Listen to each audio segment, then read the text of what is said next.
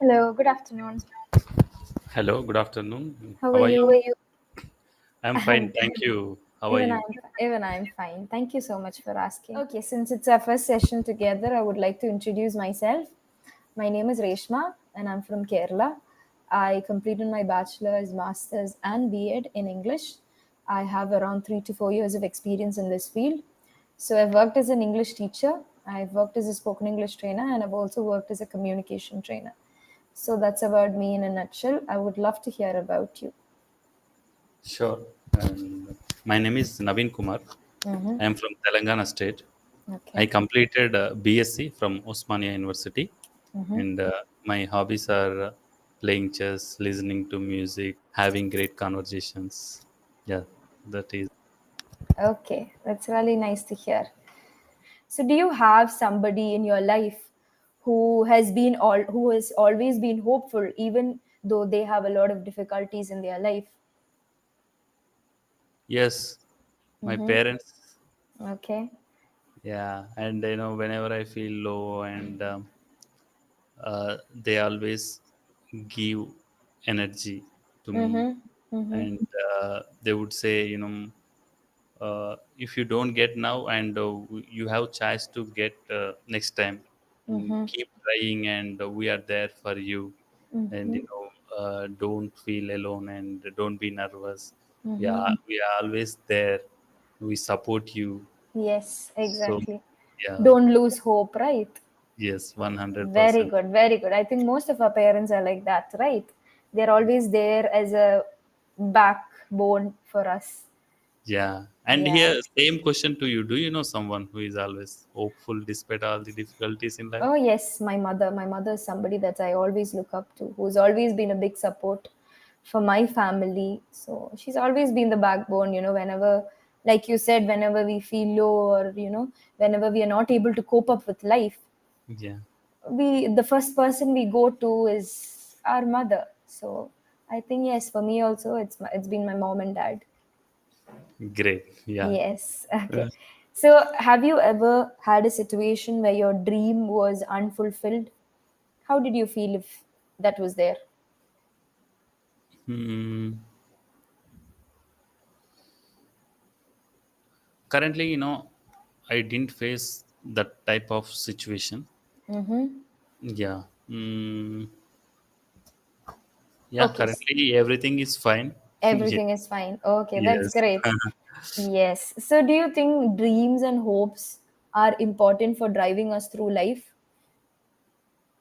For us to move forward in life, do you think dreams and hopes are very important? 100% Mm-hmm. dreams and hopes are very important. Very Why? important. Because if you don't dream,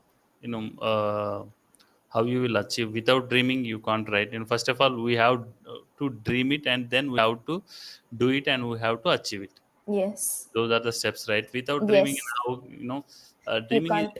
yeah. When you dream something and you can keep it as your target, Mm-hmm. then you can work for that. Then You you can can. achieve that. Yes, So the exactly. first step towards your target is you have to dream it. Mm-hmm. Yes, that's what I Yes, believe. very And true. one more thing, hope means, and when you have hope and you can do the things positively. Yes, exactly. That's Yes, very true. Very true. Because only if you have hope, you can go forward in your life. That okay, I'll reach somewhere. I'll do this someday. So hope is very important. It's the same with yes, dreams also. yeah. Can you Yes. share your insights on it, dreams and hopes? For me, yes, I've always been hopeful of my life. I've always been somebody who wants to achieve my dream. So, for that, to reach to a place, to reach the goal that I always wanted, I always dreamt a lot. I always had hope. I always believed in myself that I will be able to do it someday. And yes, I was able to do it. My dreams, most of them were fulfilled. So, yeah, I'm feeling good about that. Great. Thank you And for you, asking.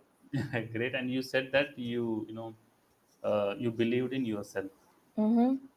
So Yes. most of the people don't believe themselves, and they doubt themselves.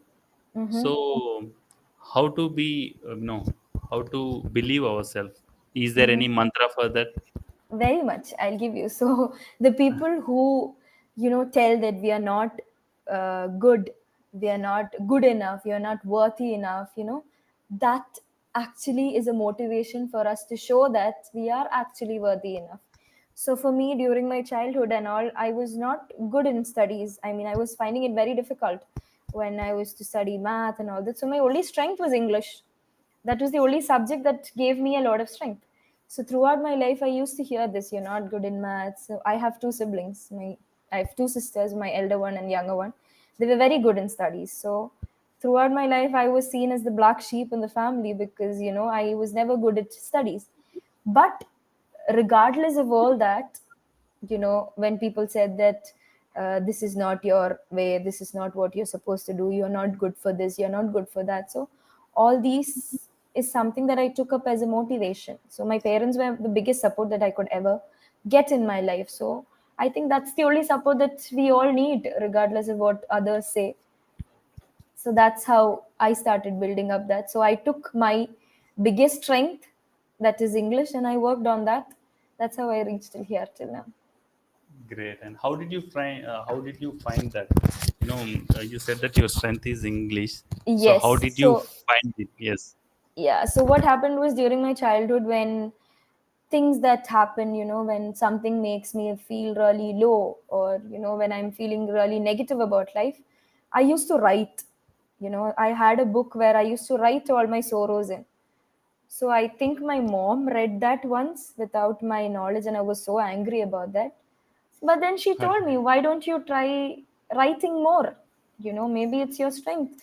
Look, God doesn't send everybody without anything. He doesn't give everything to everybody, but He gives something to everybody. So maybe He has given Yes. me that strength. So that's how I started writing. Then once I started writing, I started giving more importance to the subject as a whole. So Hmm. everybody was surprised with the fact that grammar is something that everybody hates a lot in English. But that is something that I love a lot. And I love teaching grammar also. So that's how I started building up things. Whatever people started hating, I started loving it. That's how I came up in here. Great to hear that. You said that you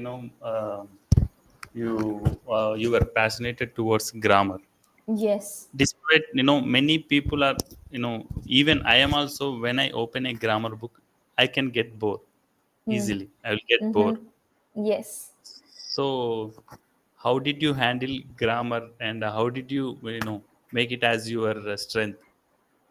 How Okay. did you see grammar from your side? My point of view. How was grammar from my point of view? So grammar was like a game for me. A game Okay. which doesn't have which has a lot of rules and regulations, but doesn't have a proper uh, solution for the why question, as in why is it like this, why is it like that. You just kept on playing with those rules and regulations. So I never asked why. I just followed the rules and regulations of the grammar that was there, and I started playing it like a game. Say my best the best thing, or the my most favorite part in grammar is the tenses part. Tenses. Present, Okay. past, future. So I Yes. started playing Hmm. a game where somebody has to do something in the future, but with their past they can't go forward. So how do you create your past first? Before that, you have to create what your present situation is. So I started playing such games, and that's how I came up with grammar. I saw grammar, I didn't see grammar as a learning point, but I started using grammar as a game that I used to play every day. That's how I taught my students also in school. So that's when people started getting interested in that particular field. Amazing. And did you have any teacher for grammar, or you learned by own? So there were teachers, teachers who are, who just want to come and just take the whole part and then go off. So they never had any rules. They just come, they just write the formula for grammar, and then you have to follow this. That's all.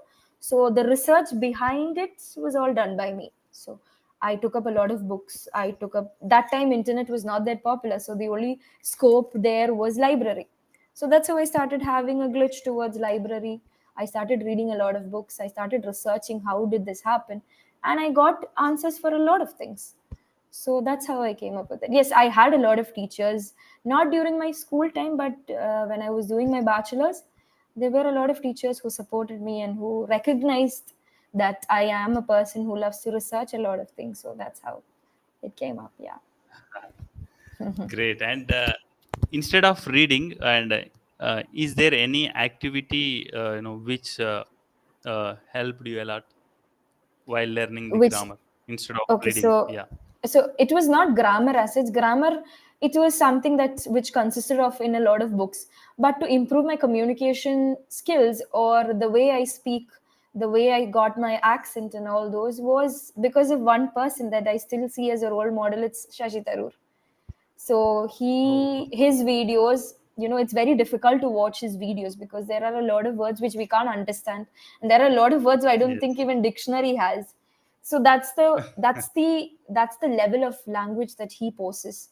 So I took up him as a motivation, and I made sure that I would listen to all his videos. I started watching a lot of videos of his in YouTube. So in those videos itself, there are a lot of books that he suggests. I started reading up a lot of books that he suggests. So that's how I reached till here with my language. And great. And you are the first tutor who said to me that I treated grammar as a game and I played with the grammar, and my favorite part is tenses. Like that. You are the first person, first tutor for me, and great to hear. Say And that. Thank you, and you're the yeah, first learner who's asked me a lot of questions about English, about my journey. So thank you for that also. It was always great. me And who used to ask a lot of questions, but then this happened vice versa this time. So glad to hear that. Yes, you were asking something. know, yeah, the way how you are answering my questions was too good. That's why I am asking this next question followed by the next question. Yeah. Got it. Totally. That's okay because I love to talk about my journey. It's something that not many people have asked. How did I reach here? What was the reason for loving this subject? So, this subject has been close to my heart from around fifth standard in my school days. So, I've never left that, even though I stopped reading, there was a time where I stopped reading books. So I regret about that a lot, but still I'm trying to build up that habit again because reading is something that will benefit you a lot for your language. And I would always suggest all my learners to do that. Let it be anything, it needn't be a book, it needn't be a novel, but something that you read on a daily basis will benefit you somewhere, someday. So always keep Yes. reading. That's the biggest knowledge somebody can ever get.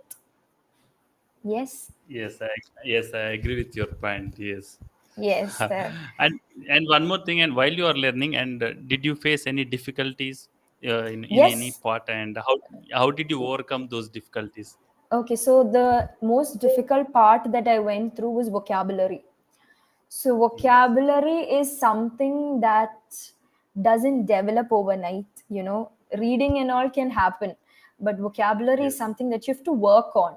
So what I started doing was the common words that I used on a daily basis, maybe happy, sad, or the common words that I used to write it down. So that means I'm using those words repeatedly. So instead, to reduce the number of words that I use, I started finding another words for it, like synonyms. For example, if you Yes. want to say that your day was good, instead, it was a very fruitful day today. So try using Yes. different words for the commonly used words. Maybe for happy, there are n number of words instead of happy. You can say joyful, you can Yes. say delighted, you can Joyful. say jovial. So instead of Yeah, using we can happy say as a glad. word, Yes. exactly. So try to learn a lot of idioms. Idioms are very, very important when it comes to English. So on a daily conversation, when you have a conversation with somebody, all of a sudden you use an idiom and they were like, okay, what does that mean? So not many people know about that. So when I started speaking, especially to my teachers, they were also very surprised. So they were very perplexed when they heard me saying a lot of idioms because that's very rare that somebody uses. So it's not that I use it on a daily conversation or a daily situation, but sometimes when I feel like I want to use it, I just use it. It is very spontaneous, it is very, all of a sudden kind of thing. So take out the words that you use on a common day, that think of what and Yeah, all will you on use day on a question. basis. So how are you, how is your day, how is it going? So how would you reply to that? I'm good, I'm fine. That's the same old reply. So instead, it's the same old, same old. So you're just trying to say that everything is the same. There's no much uh, good things, or something different that has happened. So try to inculcate such kind of thing. After a long day, you come home and you tell your wife or somebody that, okay, I'm very tired today. So if somebody asks, how was your day? So all you got to say is, yeah, it was okay. Or it was I'm feeling very tired. So instead, try to use, I was very exhausted today. The whole day was very exhausting. It was a very gloomy Yes, day. So exhausted. try to inculcate such things. That's how I did. Yes. Great. So, Yeah, I learned a new thing from you. yes. Yeah, that So, we have to learn synonyms from the words which we already know. exactly. So Yeah, you can take it from your session notes itself. You learn a lot of vocabulary on a daily basis from your session notes, right? I think I learned a lot from the session notes. A lot of words. Now, there are some words given, words and synonyms. I want you to match the correct words to the synonyms of that. sure, I First, will try. Yeah. yes, first word is hope. So, which do you think is the correct synonym for the word hope? Hmm. Wish. Yes, correct. That's correct. The next word is aspire. Aspire. Hmm. Attain. No. No, aspire is to, Desire something. No. yes, correct. Desire. That's correct. Aspire is desire. What's the Desire. next word? Massive. What can be the synonym of massive? Scuffle. No, biggest. Yes, Massive, correct. biggest. Yes, Yes, massive, yes, biggest. yes. And next, Third, study. steady, steady, Yes, study. Is it steady. attain? Study. No, No, still. no. Then we have Steady means something that is very stern. If yes, you keep something there, it won't move from there. So that's scuffle. scuffle. Yes. Achieve is attain. When you want something, it means Attain. you attain. It's the It. same word. So the next one, you have to select the antonyms. Sure. Yeah. Yes. So the opposites. Same words. Yes. Yes. First one, hope.